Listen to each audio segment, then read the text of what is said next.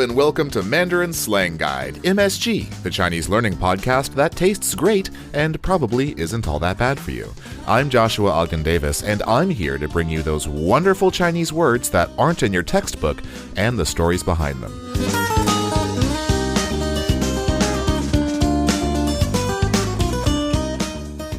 Hey, sport, come in. Have a seat. There's something I've been meaning to talk to you about, and I think you're old enough now for this sort of thing, and so I think it's time that we have a conversation about the birds and the bees. And hey, I know that your Chinese teacher isn't going to talk to you about this sort of thing, so I felt that it was my responsibility as your podcast host to introduce you to some of the ways that people talk about sex in Chinese. And to help me do that, I have two guests with me today. One is Ying, the owner of a very special sex toy store in Shanghai called Vspot, and she'll tell you more about that later. Hi, Ying. Hello. And the other is Clay, the host of the Strangers in China podcast. Hi, Clay. Hey! Clay introduced me to Ying, and actually his most recent episode of Strangers in China is an extended interview with Ying about sexual issues in China. If you listen to this podcast and find that Ying or I are particularly interesting, then you can come to Strangers in China and hear more of Ying's story. And with that being said, this episode is going to be a long one, so let's just dive right in. First, let's hear from Ying about what makes her store, Vspot, so special. I'm Ying. I'm the founder of Vspot, a body-positive, sex-positive sex toy shop in Shanghai. And what led you to undertake this project? I decided I wanted to have such a sex toy shop because there are no good channels or stores for people to explore their sexuality, for people to talk about such issues in China. I think our store is a pretty unique concept because we wanted to encourage people to learn about these issues, to talk about these issues, to explore themselves. We thought we needed more than just display area, product area to do that. So we built in event and class space into the store from the very beginning. So we do have a lot of classes there. We have workshops that cover quite a different range. So we have dance classes. We have even vulva sculpture classes or workshops and BDSM classes. Yeah, that was really the purpose. In fact, we were voted one of top 10 happy hour places because the good thing is that when you go there with your friends and then you have 2 drinks, all of a sudden your conversation is so much more intimate and you get to know your friends and colleagues so much better. It's such a valuable thing to provide, which is just a safe space. Yeah. And in that safe space, you have wisely provided alcohol to let people feel safe enough in that safe space. So, yeah. Come by, have a drink. Part of your sort of mission statement, I think, is very feminist as well. Do you want to speak on that as well? We wanted to serve underserved minority groups in China. And in terms of sexuality, I think women are underserved as well, underprivileged, just as much as LGBTQ communities. So, yeah, I think the mission statement is really to sort of close the gap, right, on sexuality. So it is very feminist. So something that Ying kind of revealed to me that I did a lot more research about that was really fascinating to me is the long and complicated history with sex in China. And Ying really alluded to the fact that, there were times 400 or 500 years ago where people were using sex toys, where people were exploring different kinds of sex, and there was art that had all sorts of things to do with sex. You always think of China as this very conservative place, and a lot of that comes from a much more recent history, actually. Absolutely, yeah. Not necessarily the ancient history of China. Thank you for saying that, because that was going to be my segue, which is that this sort of hyper-conservatism is a very modern development. And the language itself carries echoes of a time when it was not as restrictive. For example, there's a very poetic way to talk about sex in Chinese, which is things related to sex could be described as being like the spring, like chun. How would you use chun in a sexual way? Or where does chun as referring to sex come up? For example, when we talk about ancient pornography or art, right, we could talk about 春画. 春画, chun meaning spring, and hua meaning painting. So spring painting, 春画. So those were paintings that painted sexual acts. And so 春画 is more of a Japanese genre of painting. But yeah, in Chinese, we use the term 春宫图. It's the same thing. It's very similar. 春宫图. Am I interpreting this correctly? Chun meaning spring. Gong meaning like work or engineering. Palace. 春宫. Oh, it's that gong. Yes. Chun gong. Yes. Oh, I got it completely wrong because it sounded to me like you were saying sex diagram. Like a 施工图 would be like a blueprint, like a sex blueprint. That would be hilarious. And that's one of the tricky things about Chinese is there's so many homophones. Yes. 春宫图, spring palace. Yes. And 图 means picture, whereas 画 means painting, literally refers to painting. 图 could mean picture or diagram or anything visual. True. We had a conversation yesterday, and I didn't write down all of these, but you mentioned some fascinating words or phrases, really, that have been passed on from previous eras referring to sex. Could you share some of those? So, for example, we can say 共赴巫山. 共赴巫山. 巫山. Wushan is a mountain, yes, a name of a mountain, but it appeared in a poem talking about, some interesting dreams. Interesting dreams. Yes. Very circumspectly put. Yes. So that's why these days people say 共赴巫山 as a way to say, a couple had some fun last night. 共赴巫山. 巫山. Okay. 共 together. Oh, together. Okay. 赴 going to. Oh. 赴. And then 巫山, the name of a mountain. I went to Wushan Yes. with this person. Exactly. Huh. Yes. That's really cool. Are there any more? 翻云覆雨. So 翻 and 覆 both mean tumbling or overturning. Okay. So for example, if you 翻页, that means flip the page, right? Right, yeah. 云 and 雨, clouds and rains. So you can think about 翻云覆雨 as literally just describing the motion of tumbling around. Tumbling the clouds in rain. Yes. That's extremely poetic. It's poetic, and yeah, it's very symbolic. So we've talked sort of a little bit more about the sort of ancient poetic kind of concepts of sex, right, in China. I just want to give you a little insight as to why, in the communist era, things become more constrained sexually. And one of the reasons is actually it's this reactionary aspect where China felt like it needed to catch up to the West. So some of the historical arguments are actually the reason that China became so homophobic, the reason that it became so sex negative in a lot of ways, is it was adopting concepts from the West, not necessarily it was its own concepts. A lot of sort of the communist, when the communists come to power, they adopt some of these ideas. And then one of the big things, the way that China sort of opens up again, the way that China becomes more free in sexuality actually links a lot to, this was the most fascinating thing I found in my research, is it links to the one-child policy. Yeah. And the reason for that is obviously you have people having to use sexual items, namely protection, right? You need everyone to have lots of condoms. Right. In order to maintain the one-child policy, you have things like the rise of contraception, right? Yeah. And then another very important thing, something that goes directly into sort of what you do in your shop, is that there becomes this emphasis on women's rights. Yep. And the reason for that is because if you can only have one child, you have one female child. You give them the education that they need. You give them just as much as you'd give any male child. Yep. So it's been this sort of sexual awakening because there's been this sort of feminist awakening in a way as well.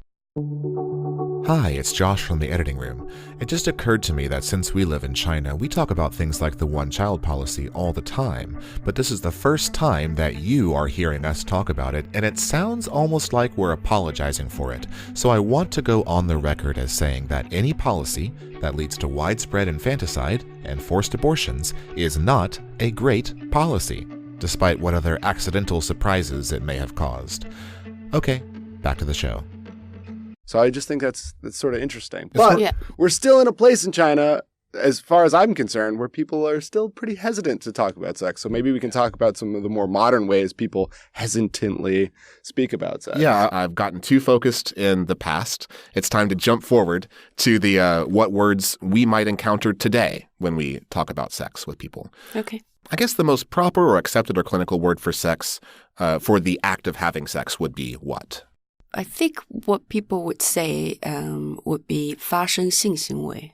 Wow. Okay, that is extremely complex. So let's break that down. That's 3 words, really. 发生 means to occur. Yes. Occur is 发生. Yeah. 性 refers to sex or something sexual. And 行为 is behavior. Yes. So sexual, literally, occurred sexual behavior or sexual behavior occurred. 发生性行为. Yes. That is incredibly clinical. I've never actually heard that before. Yeah. It's a very objective way to talk about it. Yes. So I think that's something that you might read in, for example, like a legal document, right? To describe something has happened. Right. Yeah. Yeah. So we might tell you like sexual relations. Yes. That makes it sound so spontaneous. Oh my God, a happened. sexual act happened. It's nobody's fault. No one can take any blame for this. It just happened, and now we have to deal with it in a legal sense. In a less clinical way, the word that I hear the most often is 做爱. 做 meaning do, and 爱 meaning love. So to make love, basically. I think it's a pretty neutral way of saying to describe the action, right? But I think it's a little less verbal. Maybe people don't use it in verbal context as much. So maybe, when you have something in writing, then people would talk about 做爱, right? Right. In verbal conversations, it's not very common. So what would you say? So let's say if we are gossiping about people, then we'll say 那两个做了. So you would just they did it. Yeah, they did it. 那两个, 那 or 那 is that or those. 两个, two people. Or 2 people here. 那两个做了. They did. Yeah. Wow. Or you would say 做了吗? 做了. So, yeah. 做了吗? Did you do it? Yeah. 做了. Did it. Yeah. Just extremely similar to the English doing it. Right. So you're avoiding the actual word. Yeah. Are there any other sort of circumspect, indirect ways that people refer to it? Yeah, there are lots of words. For example, if I'm asking you to go with me, to have some fun, I might say 约吗? Oh, yeah. 约 meaning to make an appointment or to make an arrangement or schedule someone to do something. Yes. In 约吗, the ma makes it a question. So it's like saying, you want to pencil me in or something? I don't know. Yeah, 约吗? Want to have a date, right? Like make an appointment. So yeah, I think some of the other words that we might use, do we say we can say this? Pa, right? It bears mentioning. I'm not going to put it in the show notes, but because it's so common. It's very common to hear people refer to it that way. Yeah. Or you could say 拍一下. Yeah. And that is purely onomatopoetic. You're just referring to the sound. Yes. Yeah. Yes. There's a lot of other ways to refer to it too. Like one of the ones that I hear a lot is 上床. Yes, 上床. 上床, 上 meaning to get into or get on, and 床 meaning bed. Yeah. So it's exactly in English, we go to bed with somebody, right? It's exactly that. It's just 上床. Yes.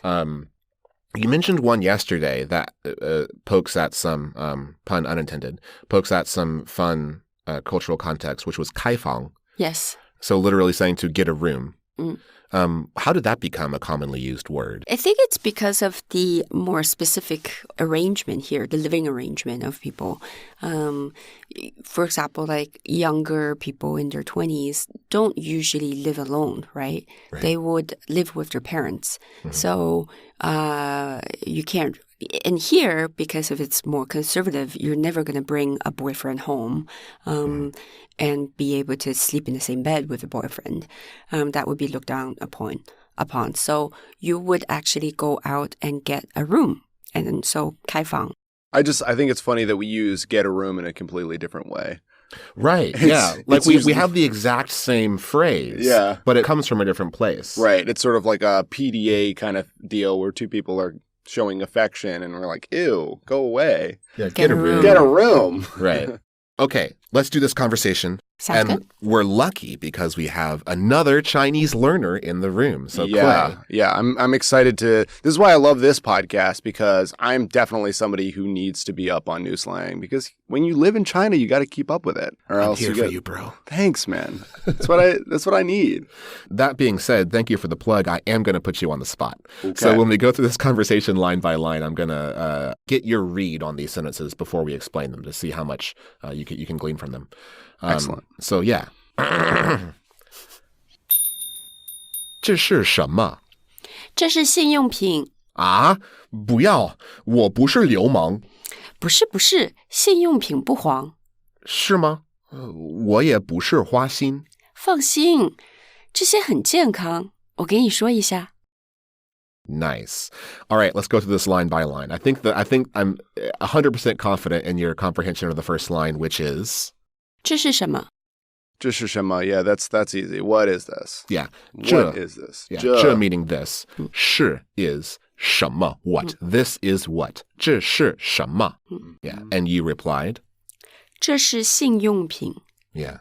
This is a sex toy or sex device, I guess we could say. Yeah, 性用品 literally is sex use product is, I think, a very direct translation of these three. So 这是 this is 性用品. Right. 性 meaning sex, 用 meaning use, and 品 meaning product. This is a very, very vague word. This could be a condom or Yes. something, a vibrator. Something Anything like that. related, anything purposed towards sex. Right. Yeah.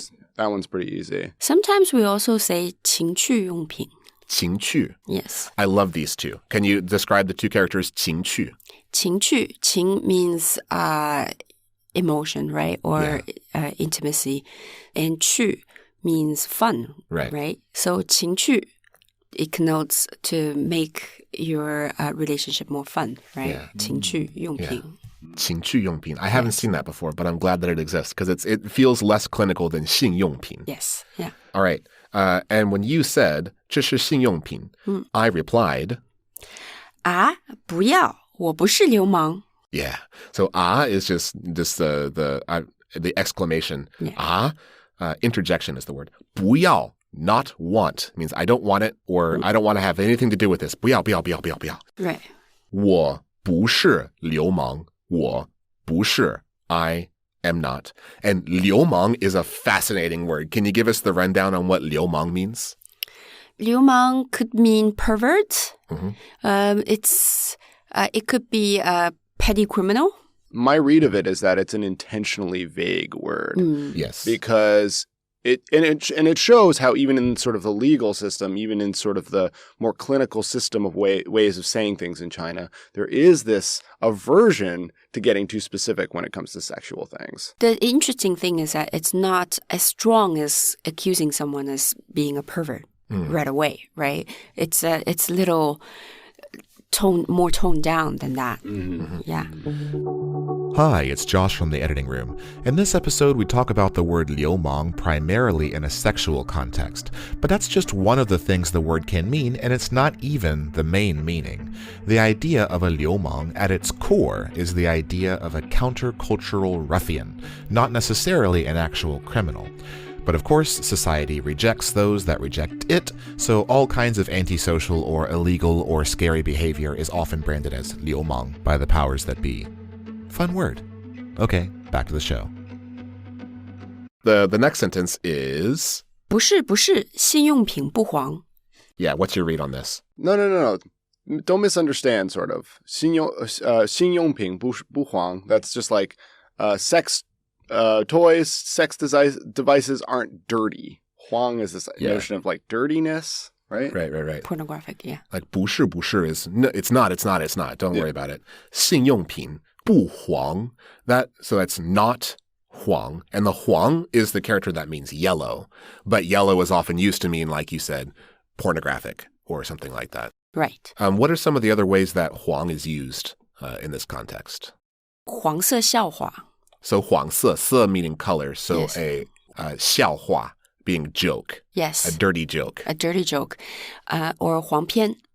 黄片, where 片 means movie or film. Yes. Yeah. All right, moving on. What's the next sentence? 是吗？我也不是花心。 What do you got, Clay? Really? I'm not open-minded, I would say, maybe something Interesting like that. that you read 花心 as open-minded. Yeah. Okay, so let's go through this. 是吗? It means like, really? Mm-hmm. 是 being is. 是吗? Really? 我也不是花心. So the yeah, so 我 is me. Yeah means also, but sometimes it's used to sort of emphasize not being something. So 我也不是 means I'm really not. And then 花心. What do 花心, these two characters literally mean? Flower heart. Yeah, I'm not a flower heart. Yeah. But what does that mean really? What's the literal meaning is flower heart, but what does that word mean? It means someone who's a player, who likes to sleep around, and not very serious about relationships.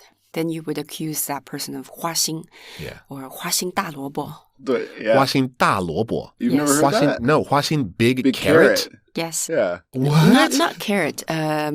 萝卜is Like turnip. a turnip, yeah. Yeah, turnip or daikon. Well, this makes me kind of excited because I actually have known this phrase for a long time, 花心大萝卜, but that maybe is more of a reflection on my younger days or something when I was accused of being a 花心大萝卜. So, Well, it's very easy for foreigners here to be accused of being a huaxin. Huaxin. And that's something we've talked about in terms of people coming here and having that vacation mindset and having just being more Playboy. liberated in their behavior. I love the word huaxin because flower heart. That's such an incredible image. And I sort of, in my mind, I connect it to an idea of promiscuity Yes. through like a flower has many petals or a flower opens. And so it's someone who's just constantly opening up everywhere. Yes. Do you have a feeling for why huaxin means this? I don't know. I think you're right. Like 花心, it sounds wonderful, doesn't it? Like, Sounds great. Yeah, it's like flower and heart and what's not to like about colorful, cheerfulness. It could also be that Chinese don't really value someone who's too cheerful, right? Necessarily. So men are supposed to be more serious and practical and down to earth. So if you're just playing around and having too much fun, that's not a good thing. Yeah. So just not just for the flower imagery itself and for the spring imagery of flowers blooming in spring, but also because flowers themselves are frivolous and men aren't supposed to be frivolous. That's right. Can a woman also be a huaxin? Yeah, I think, you would also say that about women. Okay. I think there are some more recent, modern ways to talk about that. So you would say someone is 渣, right? Like 渣男 and 渣女. Yeah. Yeah. 渣, what is the 渣? 渣 means dirt. So you would say 渣男. 渣男 is a guy who's just, worthless, right? A dirt guy. Is it used to refer to the tea leaves left in the cup after the tea is gone? Yes. Yeah, like the dregs. Like in English, we call that the dregs. Yes. Yeah. Yeah, so you could, or 咖啡渣. Yeah, the coffee dregs. Yes. Yeah, I've heard 渣男 and 渣女. Yes. I like the gender equity of that one. It's equally equally usable. Yeah. All right. So moving on from 花心 and 渣男渣女, what's the last sentence? 放心，这些很健康，我给你讲一下. It just means, chill. These things are very healthy. Jiankang literally means healthy. I'll tell you more about them. Yeah. Yeah, excellent. So 放心, I don't think I've talked about this on the show before, but 放心 means relax, don't worry. If you want to calm someone down, you can say 放心, don't worry about it. 这些 these 很健康. 健康 meaning healthy. But I get the impression that 健康 is also sort of a very loaded word in terms of it's used often in policy. It's used often in official notions about what society should be. Is that correct? Yes, I think 健康, usually when we say healthy in English, it's only physical, right? Like physically someone is healthy. I guess you could say someone is mentally healthy, but you would usually only say mentally healthy, right? But in Chinese, 健康 could also mean moral. Like something is moral, then it's 很健康. Yeah. Yeah. Like people would often refer to movies or books or something as 不健康, which is unhealthy. yeah, 不健康, when you're talking about a movie, would mean that's not moral or that's a little bit more PG-13 sort of thing. I think it's used in a political sense in terms of it could have a negative impact on your ideals. Right. In a way. So things that are 健康 are things that are good for you as a person and also good for society? Yeah. Things we've decided are healthy for you to consume. Yeah, that these are in accordance with guidelines, let's say. Very well put. So 这些很健康, it's not only saying that there's nothing wrong with it, it's also saying this is acceptable. This is fine. You don't have. No one's going to judge you for this. No one's going to blame you for this. It's 健康. Right. Moral. These are morally sound. Yes. Yeah. And then at the end, 我给你讲一下.我, me, 给你, give you, 讲一下. 讲 meaning to discuss or explain. 一下 means just for a moment. So 我给你讲 means I will tell you or I will explain. 一下 sort of makes it diminutive. Like I'll tell you about it. I think in English we wouldn't say something like, we wouldn't add a word like 一下, but we would use our tone of voice to mean it's not serious. It's not a big thing. It's not a big deal. It's just going to take a minute. But in Chinese they would add the 一下, which just means just for a moment. I'll tell you about it for a moment. 我给你讲一下. Yeah. Before we do the conversation the last time, I want to run through some of the hard words. The first difficult word is a word for sex products, which would be 性用品. Yeah. And you told me that 情趣用品. 情趣用品. Yeah, which I like more. Another word for ruffian or pervert? 流氓. Yeah. A word for flower heart or Playboy. 花心. Yeah. And what color do we use to describe something as perverted? 黄. Yeah, huáng or yellow. And the opposite of huáng, the socially and morally and mentally and physically advantageous things are called 健康. 健康 meaning healthy. Yeah. All right, let's do it one more time. 这是什么? 这是性用品. 啊，不要，我不是流氓。不是不是，性用品不黄。是吗？我也不是花心。放心，这些很健康，我给你讲一下。Well done. Well, thank you very much for talking to me, Ying. I was very happy to have you This is fun. Yeah. Yeah. And thanks, Clay, for coming by. Absolutely. I'm glad that I linked you guys up. Yeah, if you want to hear more from Ying and hear more about sort of the concepts and the history and sex education and just problems people have in their sex life here in China, we talk about all that on my podcast, Strangers in China. So make sure you tune in. Highly recommended. Thank MSG you. stamp of approval. Thank you. And if you're in Shanghai, stop by Xinle Road and look for the signs for Vspot. It's on the 5th floor. All right, thanks again. Thank you. That's all the MSG we have for you today. If you want flashcards or you want to join the MSG community, find us on Facebook or Twitter as Mandarin Slang Guide or shoot us an email at mandarinslangguide@gmail.com. Thanks again to Ying and Clay. If you want to hear more from them, check out the Strangers in China podcast, link in the description. Thanks again to Himalaya for being a great place not only to listen to podcasts, but to host your podcast for free like I do. Himalaya, it's still free! Thanks also to ancient Chinese sexual euphemisms for just being so darn cool. And last but not least, thank you to you for listening. I'd love to know what you think, so if you want to get in touch, drop us an email at mandarinslangguide@gmail.com. And for now, 再见, 再会, 再聊. Bye-bye.